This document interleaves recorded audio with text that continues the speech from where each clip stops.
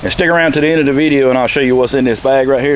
If this doesn't tell you guys it's time to go ahead and get your seed started, I don't know what else will. Good morning, guys, and welcome back to Lick Branch Farms. I am down here opening up the high tunnel. Today's Thursday, it's market day. We got to go to Moore County this morning. And I came down here because it is forecasted to be 72 degrees today, and it'll be that before we get back home. So I cut the fan on, the ventilation fan, and opened 2 doors on the front just so we can get some air through.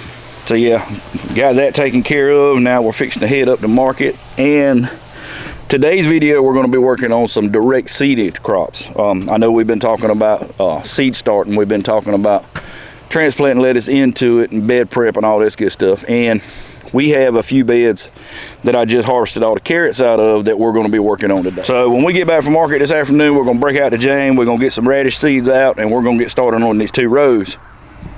These rows have already been pulled up, they've already been mulched, they need to be weeded, cleaned up, new mulch put on, amended, and then we can plant them. So yeah, we'll get into that this afternoon when we get back. But for right now, let's get to Moore County.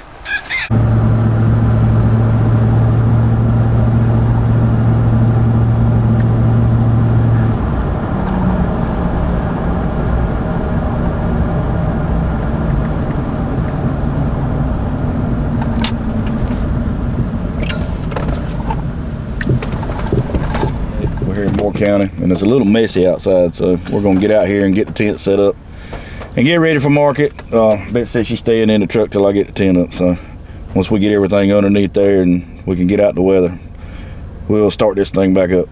Yeah, and we already started a little bit about Valentine's Day, so let me give you a little shot before everybody gets my little treats.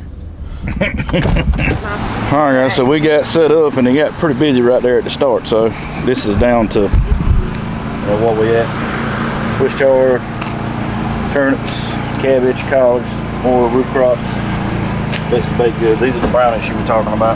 You done sold one of them, ain't you? Yeah. And a cake. Yeah. Jelly, mustard greens, kohlrabi, things of that nature.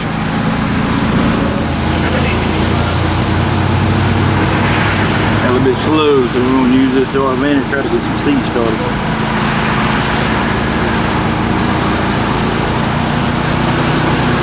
Maybe it might be 2 on Monday. Monday? Yeah. 29th? Yep.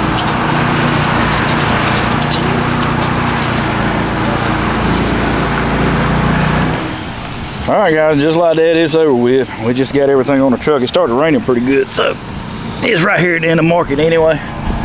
So we are ready to go. As soon as Bessie gets back, we're going back to rocking it.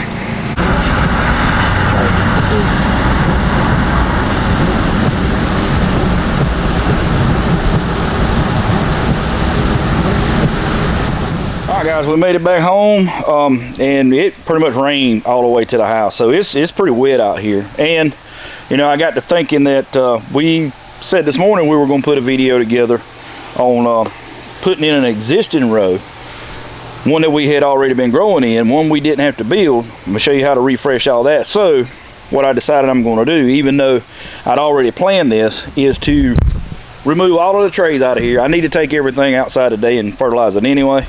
So we're going to take all the spinach out, we're going to take the beets out, and onions and all this good stuff. I done took the cabbage and all and set it outside. So we're going to take all the trays out and put them outside on the rack and get ready to fertilize them. And we may leave them outside for a while. I looked at the extended forecast, and I mean, we get temperatures down into the low 60s for the next couple days and highs up into the low 70s. And then it's, you know, slowly but surely towards the weekend are going to creep back down. But I think we're good for 2 or 3 days. This will give me the perfect opportunity. These guys are hardened off anyway. They've been through 20-degree weather, so even though they were covered. But we're going to take them outside, even though the weather's going to be pretty nice, pretty mild for the next few days, and go ahead and kind of get them acclimated. You know, the sunlight are doing good. It's mist and rain out there right now, so I won't really have to water anything. But I am going to fertilize it today just to stay on schedule. And these guys need a nitrogen boost anyway. And what I'm going to use today is a fish emulsion. It's a 511. We're going to get these guys out here and get them a good shot of go-go juice, and then we're going to get started on this row that we're going to put radishes in. All right, guys, so we're getting ready to mix up our fish emulsion fertilizer, and this stuff calls for 2 tablespoons per 1 U.S. gallon. And we know that 2 tablespoons is actually equal to 1 fluid ounce. So what I'm gonna do is weigh this out into a igloo cup. So we need 10 fluid ounces for a 5-gallon bucket of what we're mixing up. And that is about half of that cup, maybe just a little more than half. This stuff comes out kind of slim and then it gets kind of thick. So, but the beauty of organic fertilizers is you don't run any risk of burning your plants, just because it is a kind of a slow release type deal. It's not boom, ain't gonna hit them. It's gonna actually get into your soil. Your soil is gonna digest it, and then your plants, once your soil digests it, then your plants can utilize it, so they uptake that from the soil. So, and yeah, I wish y'all could smell this stuff, man. It smells bad. I mean, it's rough. Imagine a fish factory in 100-degree weather. That's what we're talking. But I have been using it for a little while now, and I can see a big difference in the greenery and how fast the plants can utilize it. But yeah, you see, that's how thick that stuff is. All right, guys, so we're gonna cut the water on and mix this stuff up out here in the bucket, and I'll show you my injector setup here in just a second. So I got a siphon injector on this rig here.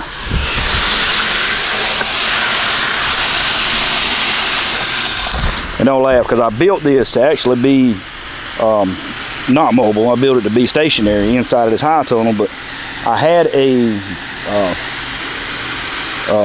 fertilizer injector set up that I would use around in the garden, and I left water in it when we got all that cold weather, and guess what? It busted. So I'm down to using this for everything until I get me another one. And oh yeah, this stuff's almost soup.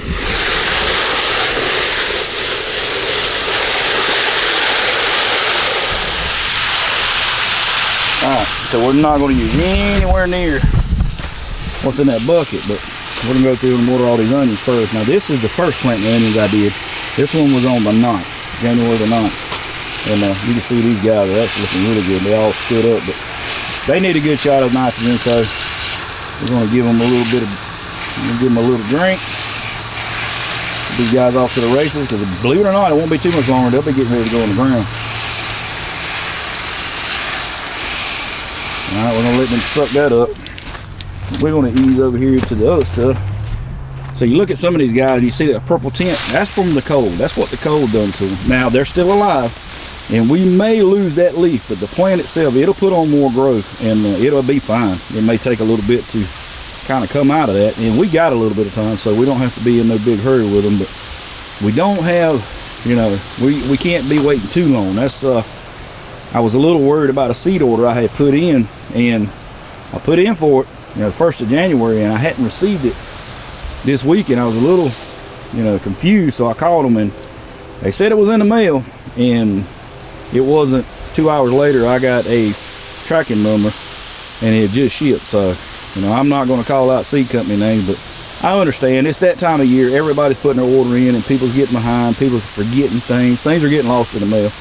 I get it. I get it. I mean, there's stuff like that I do too. I'm not faulting anybody. I'm just saying, when you do this for a living, you know, putting a seed order in, if you haven't got it in a week, 2 tops, get on the phone with somebody. Something wrong. And all I'm doing is basically going below the plant and cutting it off in the ground. What we don't want to do is kind of disturb the roots. We want to leave the roots in there, because that's where most of the soil biology is living, is around the roots of those plants. And we'll pull out any weeds we see while we're at them. But yeah, we want to leave the roots intact, and that just creates more biomass in the soil. And believe it or not, that will come in handy later on down the road, because once it starts breaking down, it also becomes food, just like everything else that a plant needs.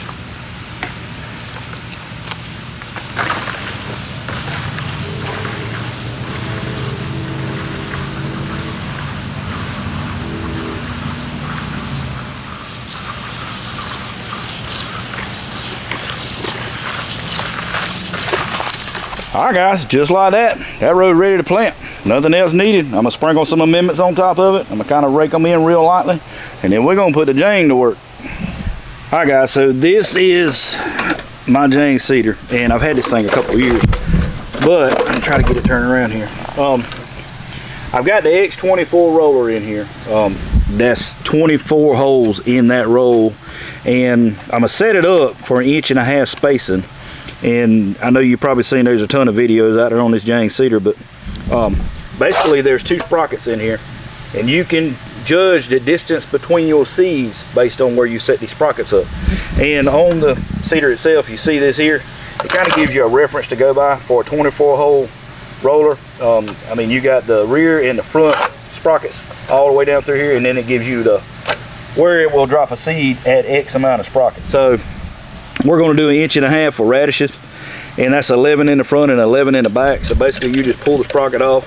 I got a 14 on the front now, so we're going to pull everything off of here if I can get it out of here.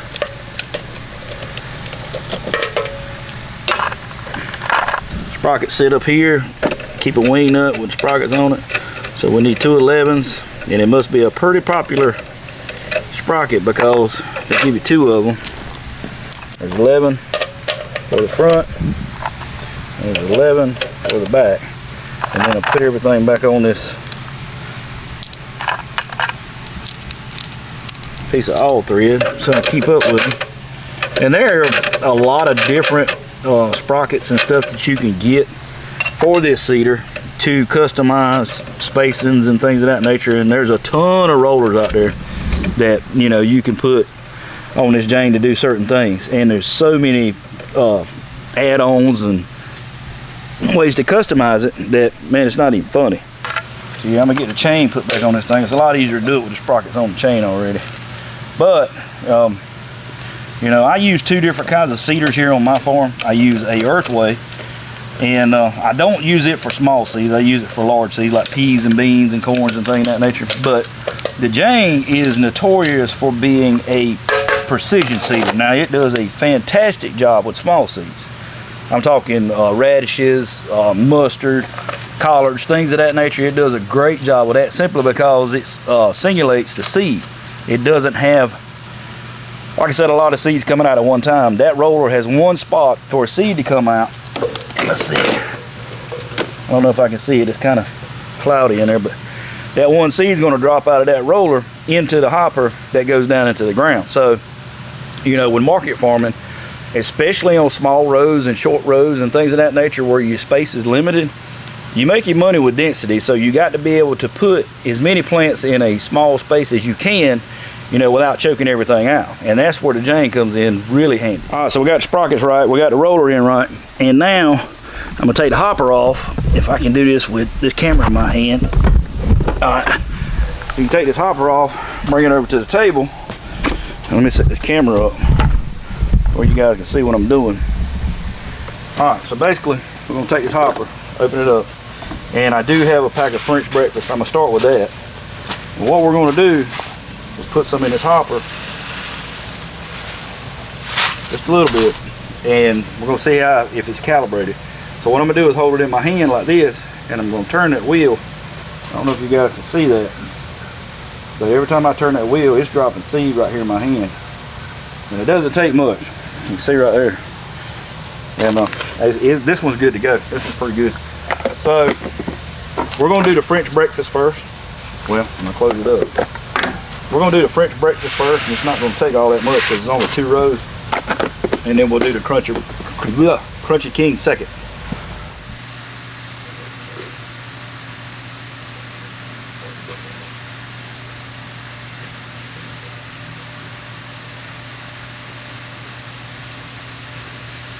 What I'm gonna do is go down there and I'm gonna hug this drip tape. I got that drip tape pulled pretty tight. And you got to remember, we still got those lettuce roots in there, and I can feel them bumping against it, but I think we're in good shape.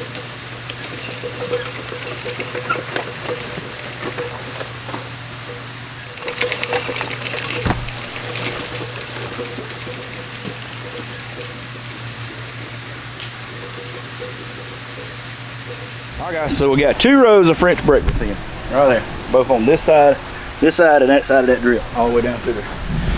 And what we're going to do now is empty that seed hopper out and turn around and put the Crunchy King on this side, and we're going to plant those.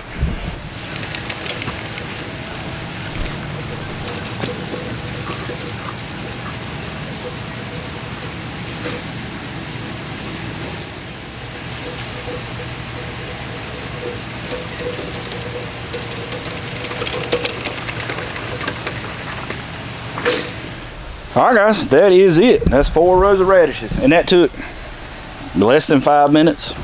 That Jane, man, I'm telling you, it's to catch me out.